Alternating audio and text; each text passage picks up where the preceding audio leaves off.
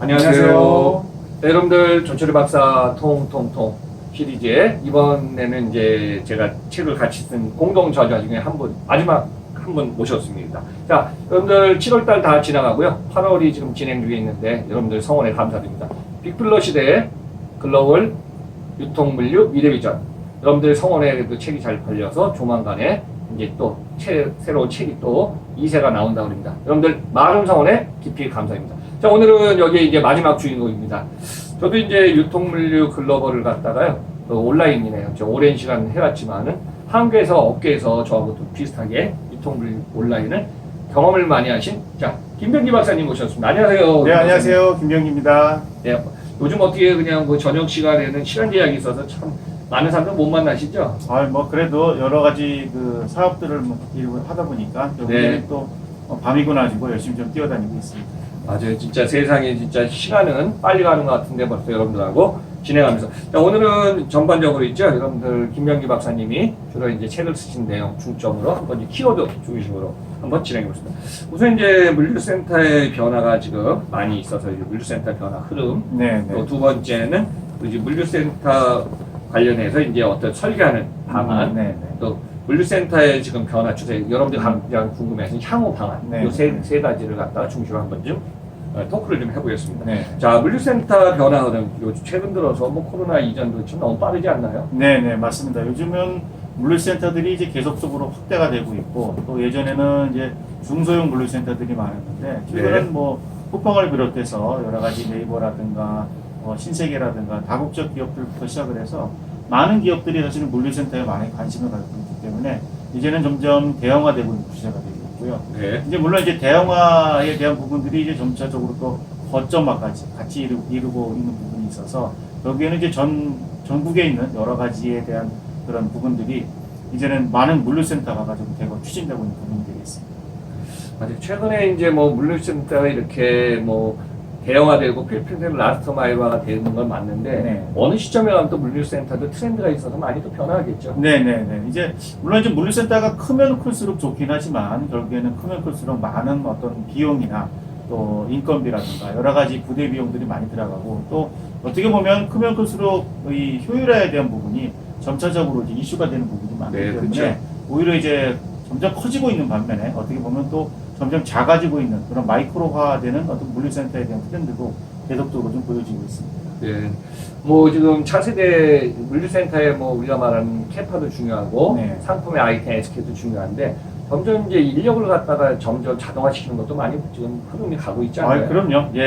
예전에는 이제 자동화에 대한 부분들이 물론 이제 투자 비용에 대한 부분들이 약간 부담이 되기 때문에 네. 많이 망설여지긴 있었지만 지금은 이제 IT에 대한 여러 가지 기술 개발하고 또 설계에 대한 여러 가지 개발에 대한 속도들도 있기 때문에 이제는 점차적으로 어떤 대형 물류센터뿐만 아니라 소형 물류센터에서도 자동화에 대한 수요가 계속적으로 늘어나고 있는 부분이죠. 또한 네. 이제 자동화에 대한 부분이 물론 이제 사람에 대한 효율화까지도 같이 연계가 되어 있는 부분이긴 하지만 요즘엔 예전에는 이제 자동화에 대한 센터들이 대부분 큰 센터들 위주로 많이 했었는데 네. 지금은 이제 작은 센터들도 어떻게 보면 소형 물류센터들도 점차적으로 자동화 정도야 되는 여러 가지 상황들을 좀 따라서 같이 좀 발전되고 있는 부분이 되겠습니다.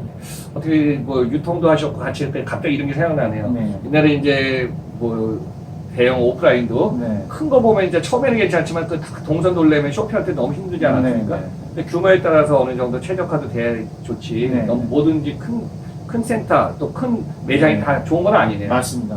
그래서 요즘에는 물론 이제 뭐 자동화가 다 센터가 다 자동화가 되면 네. 제일 좋은 부분이 되겠지만 아무래도 그렇게 되면 비용도 좀 커지고 있는 부분이고 또 여러 가지 그 관리적인 측면도 제약이 있기 때문에 요즘에는 최근에는 이제 자동 플러스 반자동, 그러니까 결국에는 완전 자동화에 대한 부분보다는 약간의 사람들이 같이 기계와 같이 호흡하면서 운영할 수 있는 그런 여러 가지 반자동 센터들이 많이 수세가 늘어나고 있는 점차 이렇게 차차 이게 변화하는 상황에서 네네. 인간과 어떤 기계가 같이 네네. 융합돼 가고 같이 가는 세상이 앞으로 이제 맞습니다. 이상적이죠. 네네. 너무 무인화가 돼도 네네. 패러다임이 바뀌고. 네네. 그래 그럼 이런 세상에서 지금 물류센터의 변화는 지금 급격히 갖고 있지만은 또 물류센터를 갖다 할 때 보면 이제 설계하는 게 너무 중요하지 않습니까? 네네, 맞습니다. 그래서 두 번째는 한번 이렇게 한번 정리해 봅시다. 물류센터의 설계 방안에 대해서 이 책에서도 아주 자세한 내용을 써주셨더라고요. 네, 네. 그거 한번 좀 정리. 네, 맞습니다. 사실 물류센터라는 것이 이제 어떻게 보면 설계하기 쉬울 수도 있고 되게 어려울 수도 있는데, 이제 물류센터라는 건 결국에는 비즈니스를 서포트하는 하나의 수단이 되겠죠. 결국에는 수단에 대한 부분들이 점차적으로 이 발전되고 가변화되려 그러면 결국 비즈니스를 하는 속도를 또 따라가야 되고, 그렇죠. 사실 비즈니스라는 것도 지금은 이제 어떻게 보면 계속적으로 소비자에 대한 요구들이 발전되고 있기 때문에 네. 그 소비자의 요구를 따라가는 비즈니스가 더 돼야 되거든요. 그럼 결국에는 물류센터라는 것이 예전에는 하나의 어떤 고정된 업무, 고정된 어떤 비즈니스만을 이제 처리하는 단계에서 지금은 어떤 소비자에 대한 다양한 트렌드와 다양한 어떤 요구를 맞춰주는 형태로 좀 변화해야 되는 거거든요. 결국에는 네. 물류센터에서 가장 중요한 거는, 설계에서 가장 중요한 거는 소비자에 대한 요구를 어떻게 가변적으로 잘 환경을 만들어서 가느냐가 가장 중요한 부분이 있습니다. 맞아요. 어떻게 보면 이제 코로나가 오기 전에도 그런 흐름은 있었거든요. 네, 네. 근데 이제 온디맨드 시대에 소비자의 맞춤형에 또 그다음 기업이 거기다가 시장이 커지는 걸 갖다가 네, 지금 네. 최근에 이제 감지를 했기 때문에 네. 그쪽으로 모두 포커스들이 점차 그냥 계속 무게중심이 커지겠네요. 네, 맞습니다. 그래서 이제 물류센터를 설계할 때 있어서는 그 결국에는 이제 이 비즈니스에 대한 모델을 얼마만큼 정교하게 잘 설계를 하느냐, 그리고 이 비즈니스 모델에 따라서 결국에는 처리하고자 하는 상품이나 처리하고자 하는 물류 서비스를 얼마만큼 효율적으로 잘 할 수 있도록 매핑을 시켜주느냐가 가장 중요한 거거든요.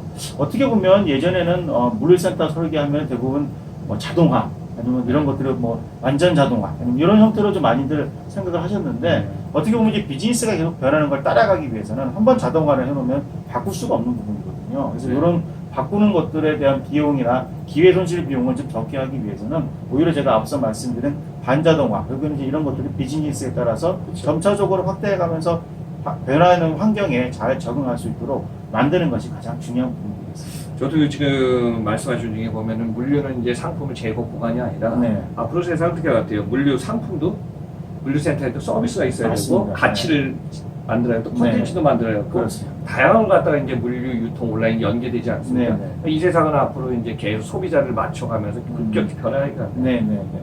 결국에는 소비자가 원하는 상품도 계속적으로 변하지 않습니까? 뭐 작년에 요구했던 여러 가지 상품이라든가, 아니면 올해 요구했던 여러 가지 유행했던 상품들이 계속 변하죠. 결국에는 상품이 변한다는 것은 물성이 변한다는 거고, 네. 물성이 변하면 이런 것들을 처리하기 위한 방법도 계속적으로 변해야 되는 거죠. 그래서 결국에는 물류센터 설계에 있어서 가장 핵심적인 부분은 저는 두 가지라고 생각합니다. 네. 첫 번째는 비즈니스에 대한 완벽한 이해를 통해서 이 네. 물류 인프라까지 연계되는 연결에 대한 순환고리를 잘 만드는 부분이고, 네. 또 하나가 이제 이런 것들이 연결고리가 잘 만들어졌다 그러면은 결국 이 프로세스를 보다 정확하게, 그리고 보다 정교하게 잘 만들어서 이게 작업자가 잘 운영할 수 있도록 네. 만드는 환경도 되게 중요하죠. 네. 요즘은 또 안전 문제가 사실은 되게 이슈가 많이 되고 있기 때문에, 그렇죠. 물론 이제 효율성, 생산성 이런 것도 되게 중요한 부분이지만, 어떻게 보면 작업자의 안전을 최우선적으로 해서 이런 것들은 모든 것들을 잘 컨트롤할 수 있는 그런 것들을 만드는 것이 조금 더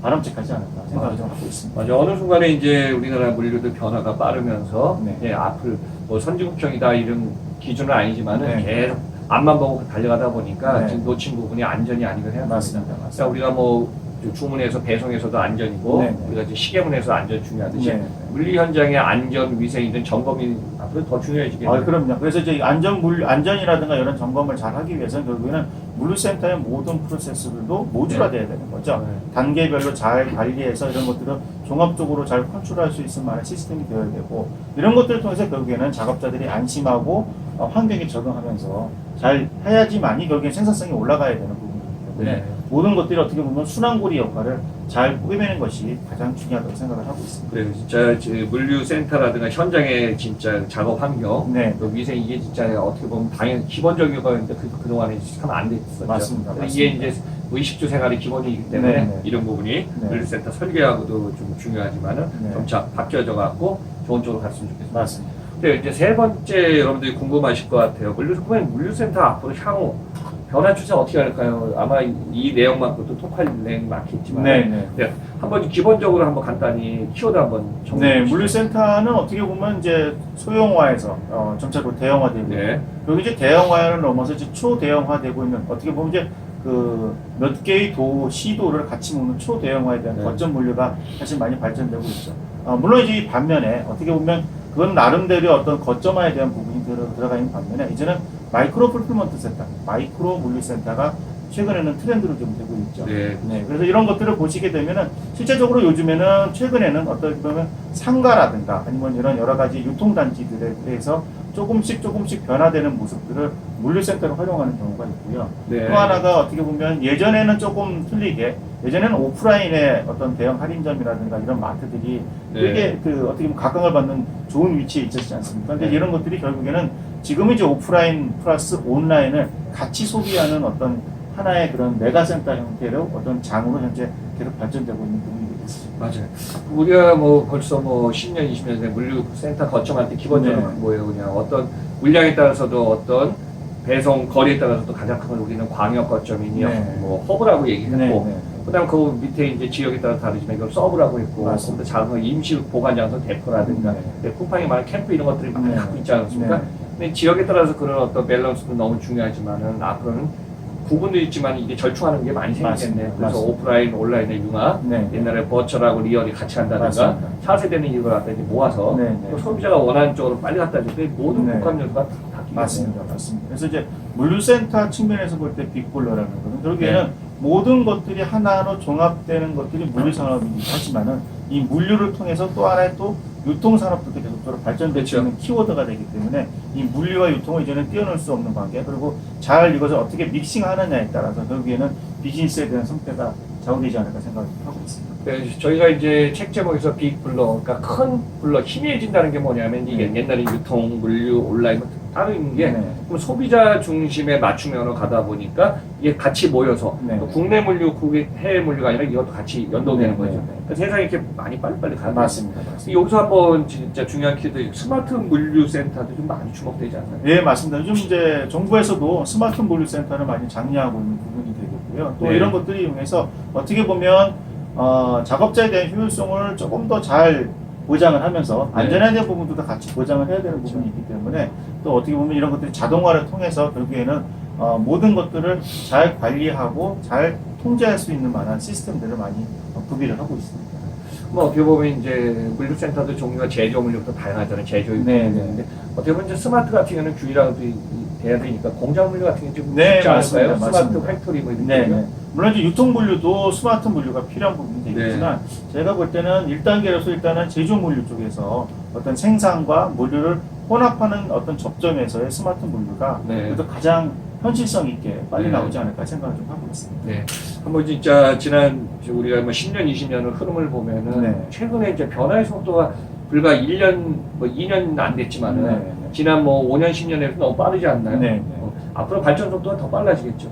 아마도 뭐 지금 트렌드로 볼 때는 저희가 이제 한 10년 동안에 겪었던 거를 지금 한 3년 정도의 어떻게 보면 속도로 따라가고 있는데 네. 향후에는 이 3년 정도의 속도도 이제 1년으로 좀 줄어들면서 네. 결국에는 모든 것들을 잘 소화하고 융통성 있게 잘 소화할 수 있는 어떤 물리에 대한 체계가 네. 절실하지 않을까 생각을 좀 하고 있습니다. 그 지금 결국은 소비자가 물건을 선택해줘야 그 상품 롱런하고 오래가고 네, 네. 그다음에 여기에 맞춰서 기업들은 물류센터라든가 관련된 유통 매장이 다 변화하기 시작하는데 네. 앞으로 최근 데이터 보니까 5년 후에 미국의 이제 그 트렌드가 음, 드럭스토어든 다양한 소매 업체가 있지만 유일하게 온라인만 2배 성장한다고 합니다. 네, 근데 한국도 뭐 성장성이 크기 때문에 네, 네. 앞으로 여기 맞춰서 이제 움직이는 물류센터의 어떤 흐름, 최적화 네. 방안은 더 중요해지겠네요. 그럼요. 그래서 이제 실제적으로 이제 온라인이 물론 산업이 커지기 때문에 상대적으로 오프라인이 작아 보이긴 하지만 네, 그렇죠. 사실 오프라인에 갖고 있는 힘도 막강하거든요. 네. 그래서 결국에는 이 오프라인에 대한 인프라를 온라인과 어떻게끔 잘 비즈니스적으로 시너지를 맺느냐. 네. 사실 이런 것들이 가장 큰 키 이슈가 되겠죠.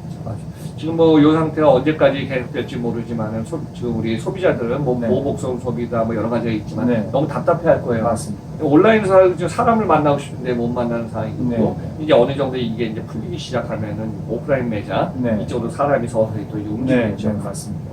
그럼 여기에 따라서 이제 온라인 오프라인을 떠나서 물류센터는 온라인 오프라인인데 최근에 이제 기업인들하고요 아마 우리 김 박사님도 많이 경험하시지만은 보면은 패션업 관련된 업종 중에 네, 네. 오프라인을 강화를 빨리 온라인을 강화 빨리 하는 기업들은 그럼요. 매출이 줄진 않더라고요. 네, 네, 근데 맞습니다. 요거 대응이 늦어갖고 온라인 지금 늦게 뛰어든 기업들은 네, 네. 매출이 뭐 20, 30까지 줄더라고요. 그럼요. 이 맞습니다. 영향이 네, 앞으로 세상에 이제 많이 큰 변화가 있겠네요. 네네. 또한 이제 어떻게 보면 요즘은 또 온라인에 대한 소비가 물론 강조되어 있지만 오프라인에 대한 요구도 잠재울 수는 그렇죠. 없거든요. 그래서 요즘은 온라인과 오프라인을 같이 하는 하이브리드형 형태의 어떤 오프라인 매장이라든가 할인점이라든가 이런 거점들이 많이 생기고 있는 부분이고 결국에는 이 고객의 요구를 얼마만큼 잘 소화를 해서 빠른 시간 내에 이런 것들을 처리해 줄 수 있느냐 가장 그게 핵심인 것 같습니다. 맞아요. 자, 오늘 내용 한번 좀 키워드의 중요한 포인트는 역시 온디맨드 시대에 네. 소비자를 어느 정도 기업들이 맞추고 네. 여기 물류센터도 최적화를 위해서 어떻게 움직이냐가 중요한 네, 포인트가 맞습니다. 되겠습니다. 벌써